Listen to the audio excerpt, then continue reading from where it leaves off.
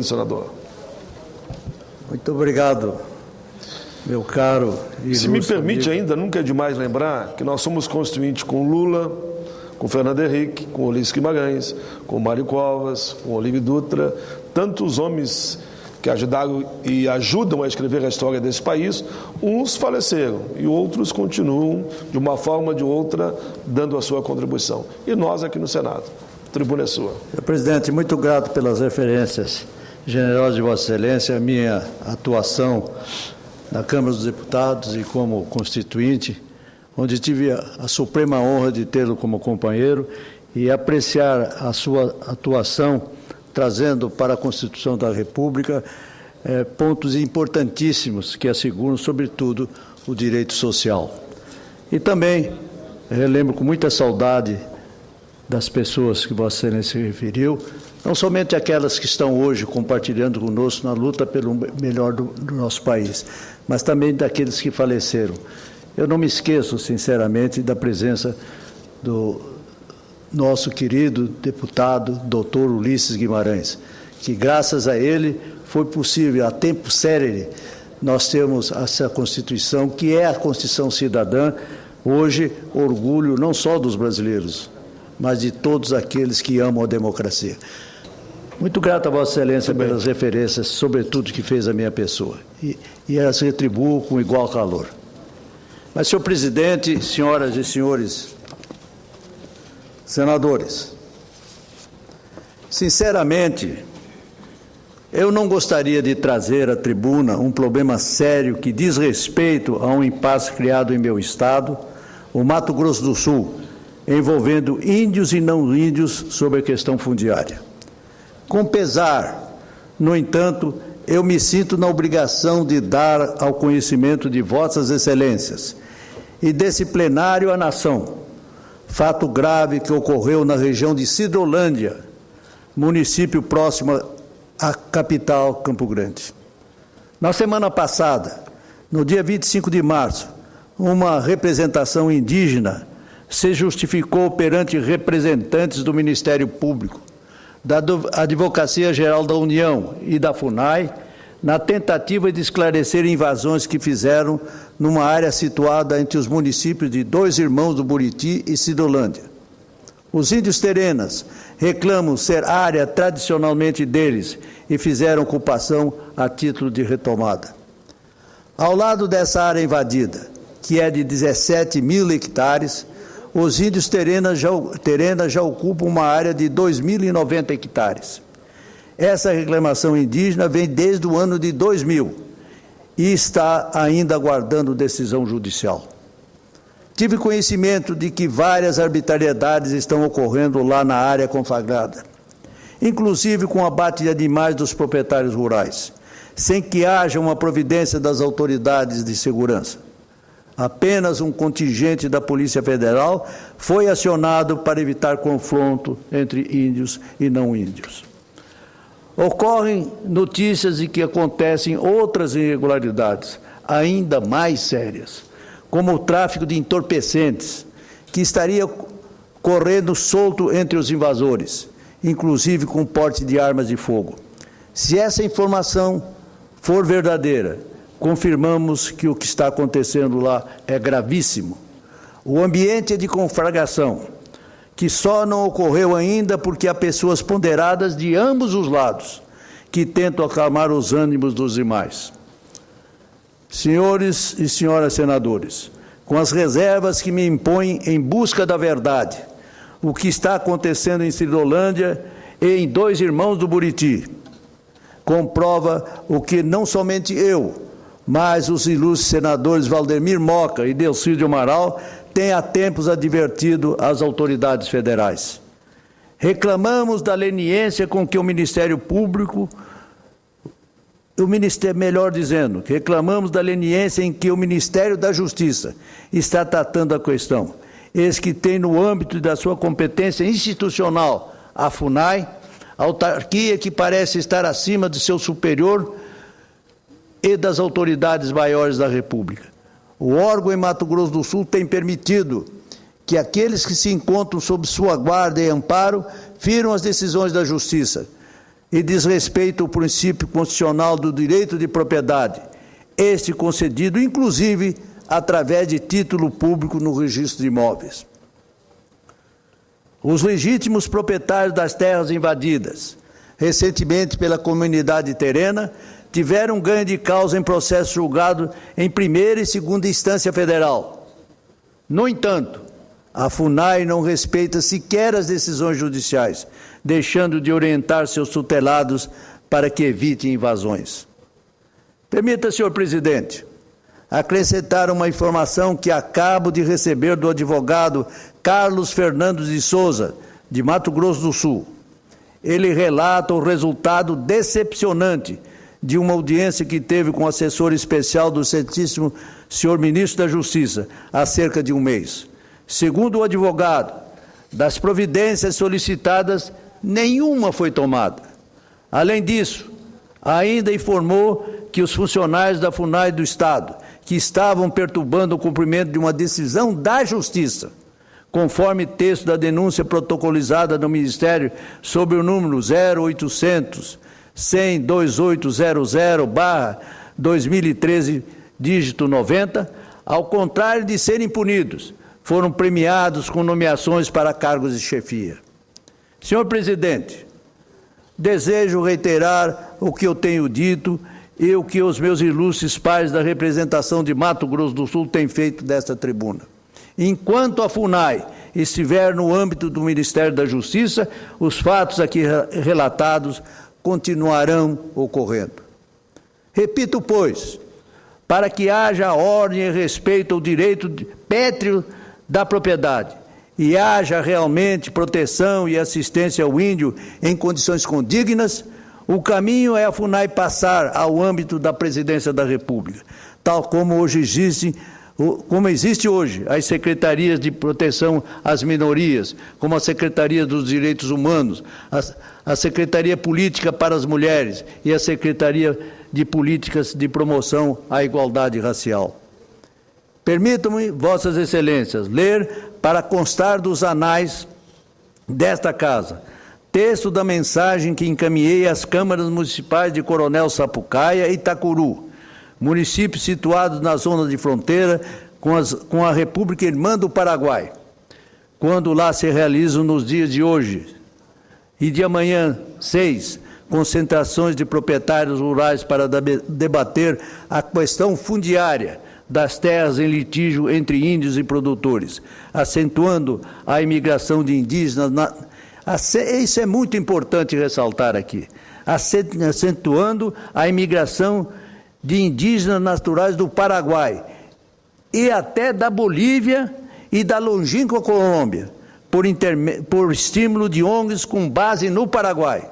Vou repetir, por estímulo de ONGs com base na República do Paraguai, o que é gravíssimo e reclama uma averiguação das autoridades federais brasileiras.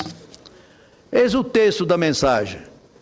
Em atenção ao convite enviado por Vossas Excelências ao meu escritório de representação em Campo Grande para participar de audiência pública sobre a demarcação de terras indígenas, venho, por meio desta, dar apoio integral à iniciativa, pois acredito que somente com a mobilização das forças vivas da nação poderemos sensibilizar o governo federal sobre este grave problema social e econômico que ocorre em nosso Estado. Mesmo não podendo comparecer aos eventos, em decorrência de compromissos já assumidos em Brasília, quero posicionar-me de maneira inconteste acerca de minha discordância com a maneira com que o governo federal tem tratado a questão, deixando que a FUNAI haja como, entre parênteses, no Estado paralelo, prejudicando produtores rurais e deixando o desamparo às comunidades indígenas. Recentemente, num artigo público na imprensa de Mato Grosso do Sul, afirmei que, aspas, me entristece profundamente ver uma autarquia federal, como a FUNAI, agir ideologicamente, prejudicando os índios e provocando insegurança jurídica no campo, fecha aspas. Reiterando que Abre aspas novamente, o órgão está atuando para estimular os conflitos, insuflando os indígenas a não cumprir acordos já firmados pela Justiça, fecha aspas. A bancada federal de nosso Estado, senadores e deputados, têm se manifestado perante as altas autoridades da República, comentando a discordância entre índios e não índios e a gravidade da situação fundiária, gerada pela FUNAI, em desrespeito ao legítimo direito da propriedade privada. Em razão desse trabalho parlamentar, percebo que há indícios veementes, senhor presidente, de que medidas governamentais serão tomadas visando a cessão dos conflitos. Esclareço, porém, que tais medidas estão a depender de decisão do Supremo Tribunal Federal, quanto aos embargos declaratórios que lá estão sendo apreciados e que dizem respeito à decisão da própria Corte, com relação à reserva Raposa Serra do Sol, no estado de Roraima. Senadores não só de Mato Grosso do Sul, como de Mato Grosso, do Paraná, Santa Catarina e Rio Grande do Sul, senhor presidente, seu estado de origem que Vossa Excelência representa tão bem, estão insistindo junto àquela alta corte por providências enérgicas e imediatas.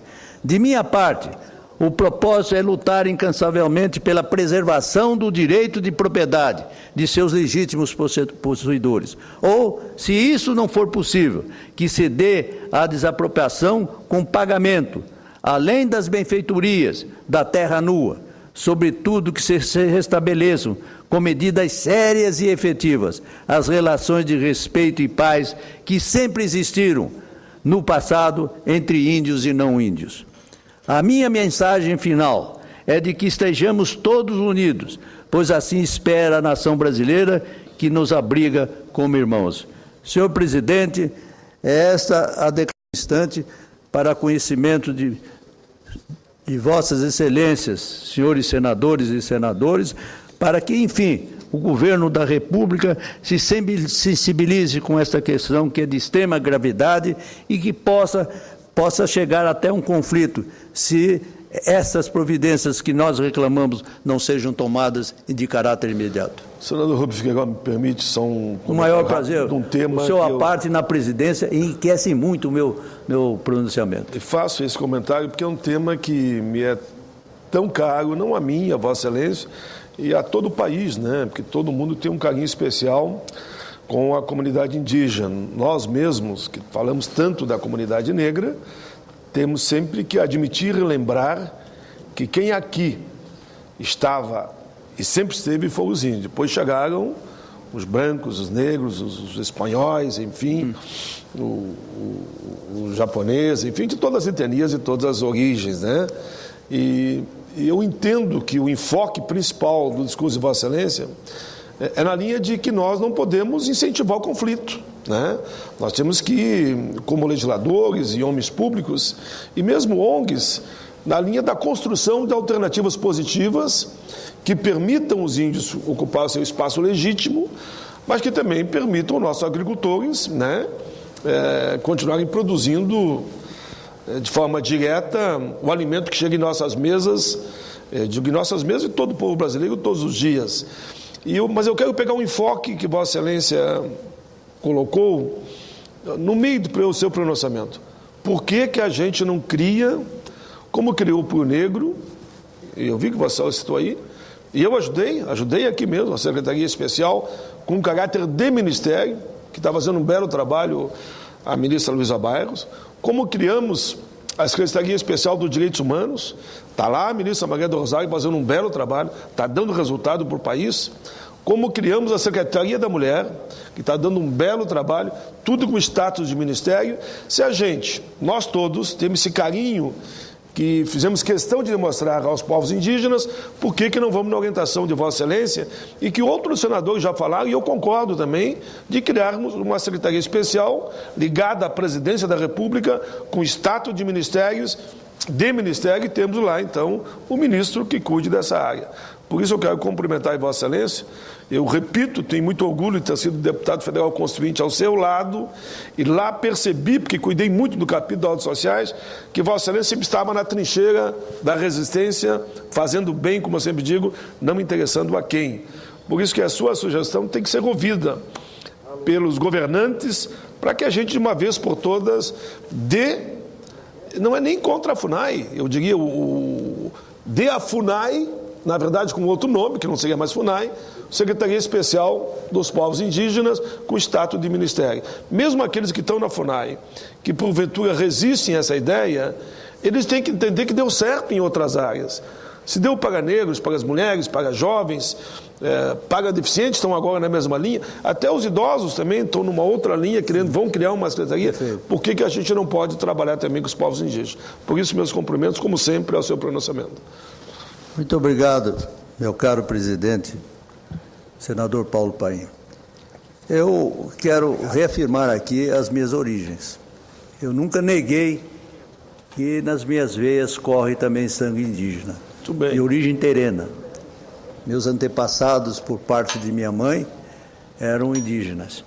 E é por esta razão que eu estou aqui nessa tribuna, procurando defender não somente os direitos inalienáveis dos índios, que lá estão desde priscas eras, como também um direito legítimo que o Estado deu aos proprietários rurais. O que eu desejo é a paz, é a concórdia entre essas duas nações. E folgo muito em saber que Vossa Excelência advoga essa ideia que lancei aqui de transferir a autarquia FUNAI para a condição de um ministério ligado à presidência da República. Porque lá haverá transferência, lá haverá possibilidade de diálogo que hoje nós não temos. É praticamente impossível, senhor presidente, nós mantemos contato com a presidência da FUNAI. Tudo é feito através de um assessor do senhor ministro da Justiça. Eu tive a oportunidade de participar de uma reunião, mas uma pessoa que, infelizmente, apesar da boa vontade dele, não tem condições de levar com precisão as reclamações que temos feito. Eu tenho certeza de que, se Vossa Excelência, como está manifestando da presidência dessa casa, encampar essa ideia, já que Vossa Excelência tem relações políticas, administrativas com a presidência da República, procurar sensibilizar a senhora presidente Dilma Rousseff para que ela comece a analisar a ideia. E é uma forma que nós poderemos encontrar para estabelecer o direito de propriedade dos que lá estão e também a proteção legítima aos nossos irmãos indígenas. Eu agradeço muito a parte de Vossa Excelência, porque na presidência desta casa, nesse momento, dá autoridade à ideia que sempre prego. Eu vou propor, se Vossa Excelência concordar, como eu estou na Comissão de Direitos Humanos, como membro e coordeno uma das subcomissões, embora eu acho que ontem o senador Luiz Nunes aqui falou, e eu concordo, nós teremos que reavaliar todos nós isso. São mais do que de 11 ou 12 comissões permanentes, são quase 40 subcomissões, outras comissões que são montadas de um momento para o outro, é humanamente impossível nós poder responder a isso tudo. Nesse aspecto eu concordo com o senador Luiz, nós temos que rever isso. Eu mesmo, embora esteja participando de 2 subcomissões, acho que temos que rever isso, não dá mesmo para isso acontecer. Então, o que eu quero, na verdade, dizer, dentro da linha do seu discurso, que eu lembrei aqui o discurso do Aloysio ontem, que nós teríamos que, talvez, pedir uma audiência pública na própria Comissão de Direitos Humanos, porque lá trata a questão dos povos indígenas, só para debater a sua ideia. Chamar todos aqueles que interagem nessa área, inclusive o Ministério da Justiça, um representante da Secretaria-Geral da Presidência da República, representante dos índios, né? Para que a gente debata o tema e, quem sabe, a gente saia de lá, porque todos querem o melhor, né? Que a gente saia de lá com uma proposta concreta para levar, então, como contribuição à nossa querida presidenta Dilma Rousseff, sobre a possibilidade de criar uma secretaria especial com um caráter de ministério para os povos indígenas. Excelente sugestão de Vossa Excelência, que dá corpo à ideia da necessidade de se transferir para a presidência da República um órgão tão importante como esse, que tem, inclusive, repercussão sobre uma nação que tanto tem contribuído para a brasilidade que nós todos conquistamos. Mas eu gostaria, para concluir, lembrar a Vossas Excelências um fato histórico. O general Cândido Rondon, que foi talvez a pessoa que mais defendeu a integração do índio na nossa comunidade, né? Por volta de primeira ou segunda década do século passado, ele sugeriu e foi criado o Serviço de Proteção aos Índios. Era não só para a garantia dos direitos a essa nacionalidade, integrando a nossa, como também para promover a confraternização entre índios e não índios. Esta é uma figura extraordinária que deve ser levada em consideração hoje e que infelizmente está sendo esquecida. O trabalho que Cândido Maria Rondon fez em favor dos índios e da confraternização entre índios e não índios. Se me permite, Vossa Excelência, já com a presença no plenário do nosso querido senador Cristóvão, um dos senadores, no meu entendimento, mais brilhante da República, e não é puxação, Vossa Excelência sabe isso, porque eu lhe falo no particular, falo na tribuna também. Tenho muito orgulho de ser amigo, de poder dividir com Vossa Excelência inúmeras ideias, não só no campo da educação, porque alguns pensam que o senador Cristóvão é um grande espectro, o grande pensador da educação. A educação e muito mais do que isso, não só a educação, embora o eixo, como ele sempre diz, do Brasil que nós queremos está na educação. E por isso, senador Cristóvão, o que ele lembra aqui muito bem, eu tive a oportunidade de ver o filme Xingu. E o filme, eu acho que não teve a repercussão que devia ter na sociedade brasileira, né? Para nós entendermos mais um pouco da história dos povos indígenas. Eu recebi recentemente um e-mail de um cidadão, se não me engano, do Mato Grosso, que disse: pai, fala um pouco mais da história do Xingu, né? Por isso que eu faço esse comentário mediante a sua fala aqui, que é a fala do nosso querido Rubens Figueiredo, vai na linha de que nós temos que olhar com carinho para os índios, mas saber também olhar com respeito os empreendedores na área rural, né? Os agricultores que estão instalados nesse país também, e evitar o conflito e buscar, sim, as soluções. Senhor presidente, eu não poderia deixar essa tribuna sem fazer uma comparação que muito me sensibiliza. Se Cândido Maria Rondon foi quem protegeu os índios, o senador Cristóvão Duarte é também o patrono da educação. São duas figuras que jamais a história do nosso país deverá olvidar. Eu sei que o senador Cristóvão vai lhe fazer uma parte agora, depois dessa colocação.